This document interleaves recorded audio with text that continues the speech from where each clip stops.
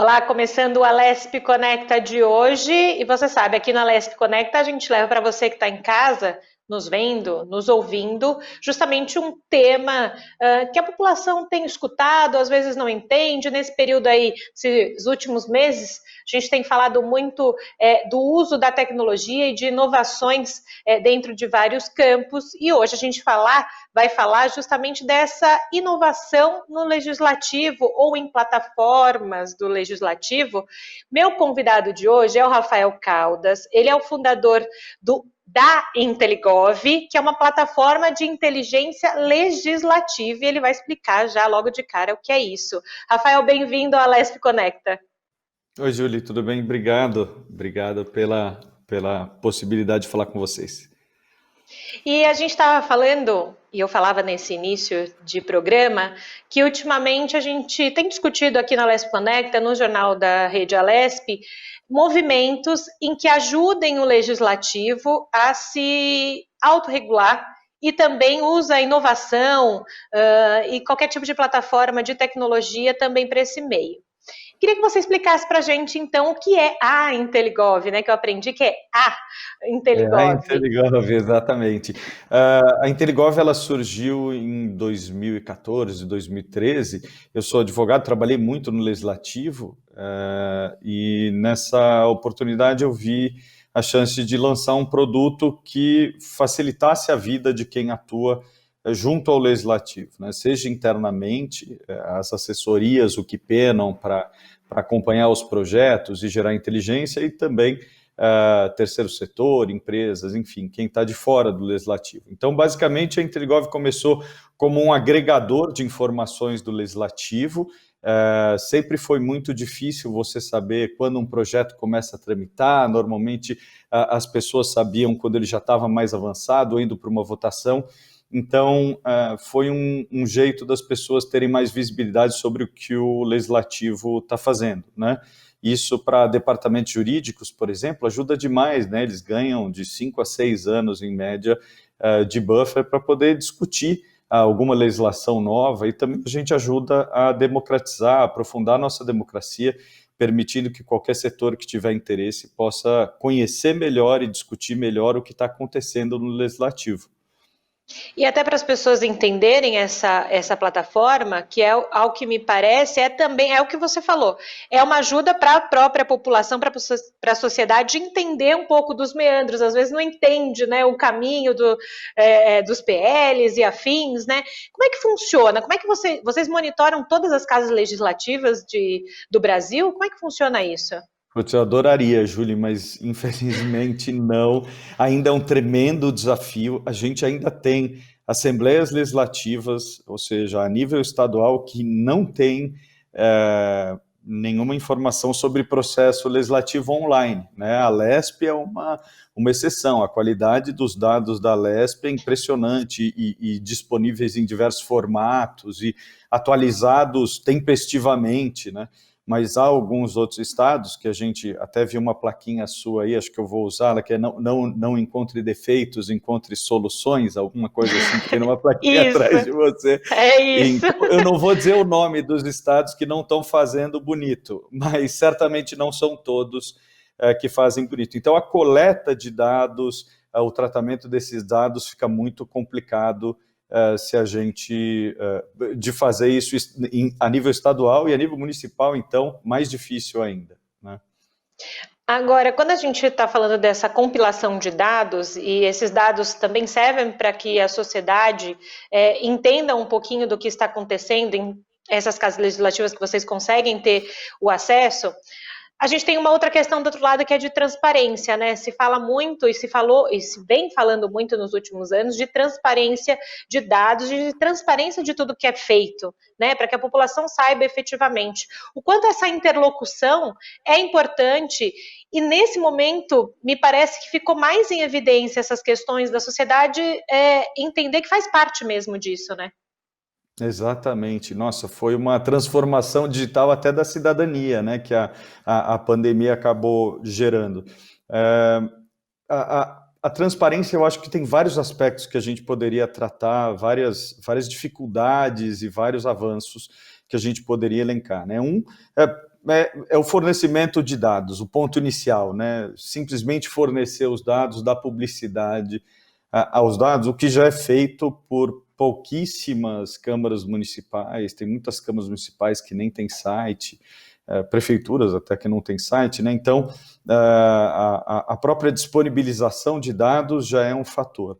Segundo, a disponibilização desses dados de forma tempestiva, num tempo que faça sentido, né? Não adianta o cidadão saber que um projeto foi apresentado há 3 meses e amanhã ele ser informado que esse projeto foi aprovado há 2 meses, né? A chance de participação foi por água abaixo. Então, além da transparência propriamente dita, do fornecimento do dado, do timing dos dados, a gente tem também uma grande dificuldade com o formato desses dados, né? Porque se a gente não tem uma definição, alguma homogeneidade do formato que esses dados vão ser disponibilizados, qualquer oferecimento de dados pode ser, você pode dar o check na caixinha de transparência, né? E às vezes é um formato super difícil de ler, que máquina não entende, ou que ou enfim, que tem qualquer dificuldade de acesso por dispositivos móveis ou computadores menos poderosos, então em algumas regiões a população fica com dificuldade. Então eu acho que a gente tem esses desafios do lado do poder público, né, de realmente dar transparência e começar a discutir junto com a sociedade os formatos efetivos para isso, né? Agora, uma outra coisa que fica muito latente é que a pandemia parece ter acelerado alguns processos, né? Talvez esse de deixar digitalizados dados ou de disponibilizar ele com maior facilidade ou fazer com que a tecnologia ela entre, né, no campo do legislativo, não só pelas conversas remotas, pelas comissões que estão sendo remotas, plenário remoto, mas também significa tecnologia também de processamento de dados, de informação, é isso mesmo que eu estou entendendo? Eu acho que sim, e acho que é uma oportunidade também incrível. Tem até uns memes circulando por aí, né? Quem causou a transformação digital na sua organização? Foi o CTO, foi o CEO ou foi o Covid-19, né? E muitas organizações passaram pela transformação digital meio na marra, né? E eu acho que vários órgãos públicos, especialmente o legislativo, que tem essa proximidade muito grande com a população, né, teve que passar também, né, e tem necessidades, inclusive, constitucionais de que o processo legislativo tem que se dar de uma certa forma, as sessões têm que ser públicas na maioria dos casos e secretas só em raríssimas exceções, reservadas também. Então, eu acho que foi um grande desafio e a gente passou por algumas dificuldades, ainda está passando. Eu acho que a gente tem uma discussão longa ainda a ser feita, porque a tecnologia, se ela permite que a informação chegue a mais gente, né, num estado como São Paulo, por exemplo, né, que tem, se não me engano, acho que 4 vezes a população de Portugal, ou algo nessa magnitude, e geograficamente é muito extenso também, né? O cidadão de Rio Preto, o cidadão de, enfim, qualquer município ter acesso às sessões da Lesp é muito importante. A Lesp faz isso há muito tempo, mas em alguns municípios essa digitalização rápida causa dificuldade para a população poder entender o que a Câmara está fazendo. Muitas vezes os vereadores começaram a fazer as sessões em programas fechados, que você tinha que ter o Zoom instalado e ser convidado para poder participar. Então, apesar da tecnologia trazer a possibilidade de uma publicidade ainda maior, de fato, em vários casos, ela prejudicou a publicidade, né? Então, eu acho que a gente tem um trabalho agora para discutir seriamente, não voltar atrás na digitalização que foi feita, mas sim aperfeiçoá-la, para que cada vez a gente tenha mais transparência, voltando ao nosso tópico anterior, e cada vez a população possa dar sua contribuição de fato, né? Não só receber o que está acontecendo, mas também devolver sua opinião, devolver seus anseios também, né? E aí eu preciso fazer um adendo aqui, que aqui na Assembleia Legislativa de São Paulo, no Palácio 9 de Julho, o Departamento de Informática aqui da Lesp, a DIDO, né, como é conhecida, tem feito muito esse trabalho dessa questão de tecnologia, de digitalização, de usar esses dados da melhor maneira possível, até mesmo para pesquisas e afins. Por isso que você falou, então a gente faz uma referência à Dido, que ajuda esse processo, né, de algumas startups, como a IntelliGov, né, nesse processo. Como eu falei aqui, talvez as pessoas não tenham entendido que é uma startup. Vocês ajudam, né, esse processo legislativo. Na Assembleia Legislativa, nós temos o departamento aqui que faz esse processo também, a DIDO, como eu falei. A gente tem o ILP também, que trabalha muito essa questão de tecnologia e inovação para ajudar o legislativo, mas a gente sabe que algumas casas talvez não tenham essa possibilidade e vocês estão aí para isso. E aí a gente usa essa questão de uma startup ajudar uma administração pública. Como é que dá essa relação? Só, Julie, para fazer uma observação sobre como a gente ajuda as casas, na verdade, nossa preocupação é mais ajudar quem está de fora a entender o que está acontecendo no legislativo, né? No caso, você pega o caso da Lesp, que, como eu disse, é um modelo, e realmente o ILB, a Dido, são totalmente fora da curva, né? O que a gente vê, São Paulo, Minas, são estados que têm dados muitíssimo bem estruturados, é ótimo quando a gente tem que coletar essas informações. Mas você imagina o seguinte também, você tem organizações que às vezes precisam saber o que está acontecendo no Brasil inteiro, né? E apesar das casas estarem, de você ter casas bem estruturadas, você tem que entrar no site da Lesp, você tem que entrar no site da Assembleia de Minas, você tem que... se eu quero acompanhar 90 casas, são 90 sites que eu tenho que entrar, 90 pushes que eu tenho que me cadastrar quando existe push, né? Então, a facilidade maior que a gente gerou no início e que gera até hoje é essa centralização da informação, né? Então, olha, quando um novo projeto for apresentado sobre esse assunto, em todas essas casas aqui, eu quero ser informado. Então, você tira essa necessidade de ter que olhar um monte de diários oficiais ou um monte de sites diferentes, né? Dentro do próprio legislativo, a gente já começou a ajudar alguns mandatos, né, a entenderem o que está acontecendo, o que cada parlamentar está apresentando, como os parlamentares se alinham uns aos outros em votações, né, para ser mais fácil identificar possíveis aliados, possíveis parceiros em algumas pautas específicas. Mas nosso enfoque mesmo é mais de fora para dentro, né? Ajudar quem está de fora a entender o que acontece no legislativo e acompanhar de uma forma mais simples. E aí, quando a gente, que nem no começo eu falei, né, uma plataforma de inteligência legislativa automatizada, e a gente está falando também de inteligência em relações governamentais, né? Essa troca de dados, né? Para quem não entende muito do termo e a gente consiga ensiná-los? Claro. Você sempre tem, em todos os setores, seja no setor público, no terceiro setor e na iniciativa privada, você tem a necessidade de diálogo entre esses setores todos, né? A necessidade de diálogo com o governo, com o poder público.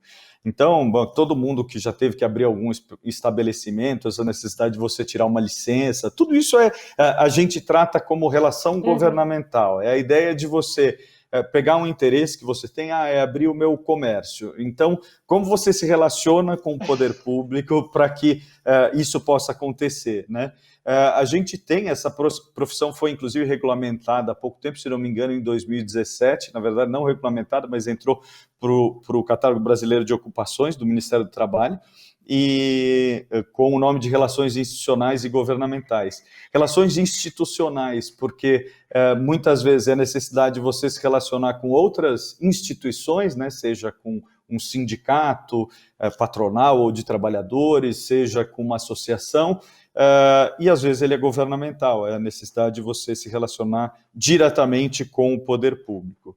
Nessa área de relações governamentais, especificamente, a gente tem todo tipo de ator, né? A gente tem desde órgãos públicos como o Supremo Tribunal Federal, o BNDES, que usam nossa plataforma para conversar com outros atores governamentais, para entender o que o legislativo está fazendo e tudo mais. Temos também parceiros do terceiro setor, como o Instituto Sou da Paz, a Fundação Abrinq pelos Direitos da Criança, que também fazem essa relação, e é óbvia, né, a importância de entender o que está saindo, por exemplo, a Fundação Abrinq, o que está saindo em relação à educação, essa discussão do Fundeb recentemente em âmbito nacional. Então, eu acho que é muito claro que todas as organizações têm interesse de acompanhar e defender suas pautas, né? E é para isso que a gente serve também, para facilitar esse trabalho. E aí é uma coisa muito legal, muito bacana que você explicou para a gente, que é essa interlocução dos setores, né? Sem essa interlocução e sem essa conversa, sem um entender o que o outro precisa e o que o outro pode ajudar, você não vai para frente. E é importante que se tenha, nesse momento, alguns agentes como a Inteligov que ajude nesse processo, né? Exatamente, acho que quanto mais participação, né, a gente fomentar de qualquer organização, é super legal, né? E a gente fornece uma plataforma onde tudo que é feito é logado, tem acessou de tal hora, de tal computador, você tem a possibilidade de registrar reuniões, né? Então, eu imagino também do lado dos parlamentares, ele também consegue deixar isso bem registrado. Eu atendi a tais pautas, eu recebi tais associações, falei com moradores de tal região, né? É muito fácil você ter o registro disso também, que é importante. E aí você também vai monitorando, no caso, né, você estava falando dos mandatos, vai monitorando aquilo que você tem na sua bandeira, né, de mandato, você vai monitorando como as coisas vão acontecendo. Essa palavrinha, né, muito em uso, né, monitoramento, a gente fala em monitoramento de redes sociais, de um monte de coisa, a gente vai monitorar também o mandato, né? Exatamente, não, e é legal porque, assim, às vezes você acha que você está atuando super numa área, pô, eu estou em bares e restaurantes, esse é meu foco, estou facilitando a vida do empresário dessa área, enfim, um exemplo hipotético, só que aí a hora que você começa a analisar os seus projetos de cima, os requerimentos que você apresentou, os pareceres que você deu, você começa a ver que você está atuando mais em alguma outra área também. A hora que você vê o agregado, às vezes você tem umas surpresas, né? Isso sem falar em inteligência artificial, em outros recursos que aí começam a dar insights de um outro nível também, né? E era isso que eu queria falar contigo. Você falou a palavrinha que eu ia te chamar daqui a pouco, inteligência artificial, né? Como usar a inteligência artificial para isso? E para quem só ouve falar e não sabe o que é a inteligência artificial? A inteligência artificial basicamente é tentando falar de um jeito super leigo que as pessoas entendam, né? Mas é você deixar um programa de computador tomar decisões baseado não em regras especificamente escritas, mas baseado em algumas experiências que ele próprio teve, que o programa teve com base no que você forneceu de amostra, né? Então, basicamente é isso. Vamos imaginar um caso super comum do reconhecimento facial, né? As pessoas conhecem bastante. Então, o que você faz é dar vários sujeitos e começar a mostrar. Isso é um nariz, isso é uma orelha, isso aqui é a distância entre os olhos. E o programa de computador começa a aprender a reconhecer um rosto humano e começa a reconhecer aquele rosto específico, né? Então, você não programa exatamente, olha, a distância do olho é sempre entre 20 a 30 centímetros, se não for isso, não é o olho. Você não dá regras, né? Você dá simplesmente, você ensina. Você vai mostrando, olha, isso aqui... muitas vezes como a gente ensina um bebê, né, ou ensinando um bebê, você fala, ó, isso aqui é um brinquedo, esse aqui é vermelho, esse aqui é azul, mas também é um brinquedo, um é grande, um é pequeno, e a criança começa a formar um conhecimento, que pelo menos eu não entendo como, de entender que coisas absolutamente diferentes caem na mesma categoria, né, brinquedo. E é isso que a gente faz especialmente com machine learning ou aprendizado de máquina, né, que é um dos ramos da inteligência artificial.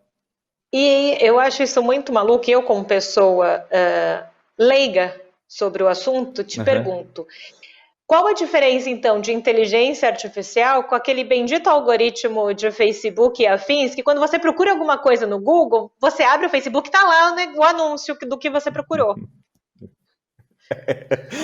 Bom, primeiro tem uma diferença de... tem mecanismos de inteligência artificial aí Tá. também, tá? Mas tem mecanismos simplesmente de coleta de dados naqueles formulários imensos que você dá o seu de acordo, que eles podem olhar isso, aquilo outro, que eles podem ligar o áudio do seu celular sem a sua autorização para captar som ambiente. Enfim, ninguém nunca lê aqueles termos de uso, né? Então, tem sim uma questão de privacidade de dados, né? E a inteligência artificial não tem que ter qualquer problema de privacidade de dados. Nosso caso, por exemplo, o exemplo mais recente que a gente aplicou à inteligência artificial foi para criar o termômetro que aponta a probabilidade de aprovação de projetos de lei, né? Isso é super útil para essas organizações que estão interessadas em defender seus interesses e planejar o que vai acontecer. É importante num planejamento, né, você saber se uma política pública vai mudar de repente, se não vai. Então a gente começou a apontar a chance de aprovação ou não de um projeto. O último, recentemente aconteceu isso, foi o projeto, o PL 1166 desse ano, que foi aprovado no Senado, e ele basicamente limita a taxa de juros que as instituições financeiras podem cobrar, basicamente em cheque especial e cartão de crédito durante o período da pandemia, né? E nosso termômetro foi lá, analisou dados e identificou uma probabilidade de 99% de aprovação e, de fato, logo no dia seguinte o projeto foi aprovado. Então, para esse tipo de análise, a gente não tem que usar nenhum dado pessoal. O que a gente faz? A gente pegou vários tipos de projeto que foram aprovados e vários que foram rejeitados e foi mostrando para um algoritmo que a gente montou. Falou, isso aqui são projetos aprovados, esses aqui são projetos rejeitados. Olha para essas características deles aqui, quem é o autor, quanto tempo demorou a tramitação. E agora eu vou te passar uns às cegas, que você não sabe se foram aprovados ou não, e me diz o que você acha. E aí o algoritmo vai dando a opinião dele, né? E você vai ajustando o algoritmo conforme ele erra ou acerta, né? Até você chegar em dois números que são muito importantes, que é a coracidade, quanto que ele acerta no geral, né? E também num outro assunto que a gente chama de matriz de confusão, que é ele não pode nem estar sempre... ele não pode acertar muito no projeto que é arquivado e acertar pouco no projeto que é aprovado. Ele tem que acertar bem nos dois tipos, nas duas classificações, né? Projeto aprovado e projeto rejeitado. Então, é um treinamento que você faz também com o... de novo, é igual com criança, né? Você vai ensinando a usar o pinico, tá? Um dia você esquece a bacia lá no banheiro, quando você vê a criança está na bacia, não no pinico, né? Então você fala, não, é o pinico, é o rosinha, não é esse azul, tira. Então é a mesma coisa, você vai ensinando. E aí você vê o quanto o uso da tecnologia da informação, porque se usa muito, né? Inteligência artificial, quando que a gente ia pensar a inteligência artificial a serviço também do legislativo, por que não dizer isso, né? E é muito bacana, por isso que a gente trouxe você, Rafael, para falar sobre isso, e eu sempre digo que quando o bate-papo flui, vai acabando. E aqui a gente já está praticamente encerrando nossa LESP. Passou rápido, não é? A gente está praticamente encerrando o nosso LESP Conecta, então já deixo aqui um convite para uma próxima oportunidade para a gente falar mais sobre essa questão, sobre a Inteligov e também sobre esses processos aí de automação. E obrigada, viu, pelos seus esclarecimentos, contando para a gente tanta coisa bacana hoje aqui. Eu que agradeço a oportunidade. Eu não falei de bares e restaurantes por conta disso que está aparecendo aqui atrás, tá? É só... A gente nem percebeu, na verdade. Não, a gente não percebeu. Eu não estou incentivando nada, gente. Não estou num bar, estou em casa. E eu agradeço a oportunidade de conversar. Estou à disposição sempre que vocês quiserem. Esses assuntos é o que eu mais gosto na vida. Legislativo, política, tecnologia, como essas coisas se combinam. tá bom? Obrigado, parabéns pelo Perfeito. programa e vamos falando.